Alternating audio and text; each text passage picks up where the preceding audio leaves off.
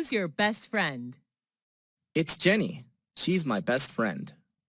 What does she look like? She has shoulder-length brown hair. I just love her lovely smile. How and when did you meet? I first met her when we were in high school. How often do you see this friend? I see her every day. We're in the same class. What's she like? She's not only thoughtful, but also very understanding. She's always by my side to cheer me up whenever I'm in trouble. Do you and her share anything in common? Yes, a lot.